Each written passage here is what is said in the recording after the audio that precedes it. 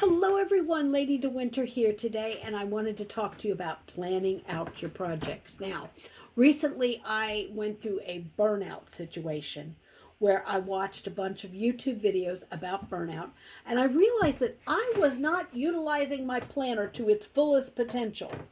So, I bought some paper, and I decided to make some changes here and there to this thing. Now, you can't see it. Let me get this out of the way. And here I have what is a master list. And this is a list of all the things I want to do around my house and in crochet. I've got a bunch of crochet items on this list. I have a bunch of things like wash curtains, decide what yarn you're going to donate, let's see, donate books, clean off bookshelves, move coffee cart, which we did already.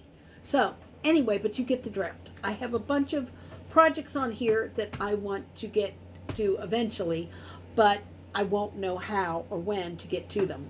So my next section is projects. Now, this is the section that's really going to help me with my burnout problem, because what I did, and let me pull the page out and show it to you,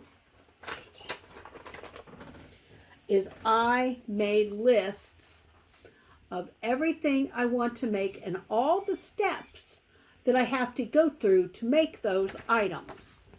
The ones that don't have steps yet is still in the planning process. This list is going to help me greatly because, number one, it helped me set aside yarn for each of these projects, which I've got, like I said in previous videos, I've got tons of yarn. I've got so much yarn. Oh my God. So anyway, the next thing I did was I set up a list of all the stuff that I have already crocheted. Now, this list was to tell me why I was so burned out. And it showed me that in the course of 3 months, I made 3 blankets, 2 dish drying mats, a pet mat, 2 hot pads. I finished winter blankets. I made I forgot to write down the St. Patrick's Day blanket in March. So, and that's the thing. I tend to forget projects that I'm making or that I have made, and I feel guilty like I didn't crochet enough. I didn't crochet enough. Well, I really have. In fact, the projects I've made were kind of big. I didn't give myself credit for that. So anyway, the next thing I wanted to point out was the fact that you have got to plan out what you're doing. You just have to. If you don't, some people could just float through life and say, okay, I bought this yarn. I'm going to make this blanket. I'll finish that blanket, go out and buy some more yarn. But if you're like me and you go to a yarn store and you say, oh my God, that yarn's so pretty, I have to own it. Yeah, you wind up with about $1,000 worth of yarn. That's my problem. I've got tons of yarn and arthritis, so crocheting for me is very, very slow. Anyway, so the next step I wanted to talk about was budgeting your yarn. Now, I have not done that before. I went through my budget here recently a few nights back and found out that in 1 month I spent, are you ready for this? $300 in yarn in 1 month. That's why my savings account is empty.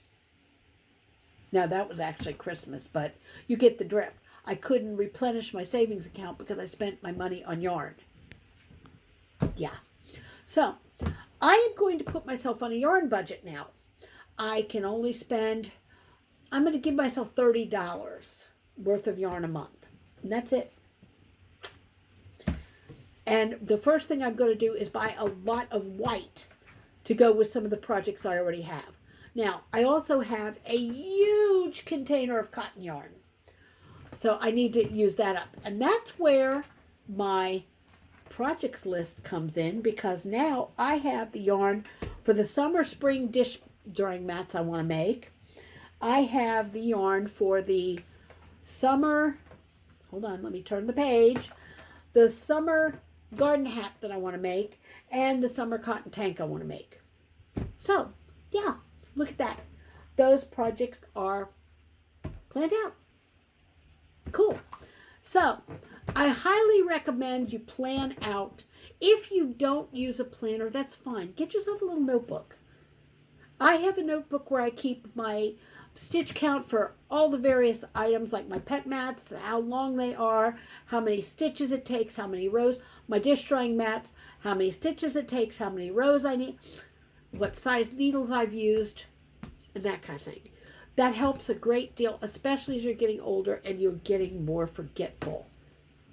Get out of my light. Thank you. Cats move when you tell them to sometimes.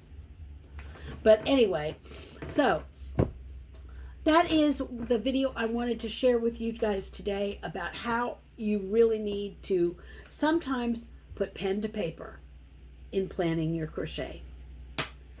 So until next time, guys, this is Lady De Winter reminding you you're never too old to do anything you put your mind to doing. Thank you, and we will see you in the next video. Bye-bye.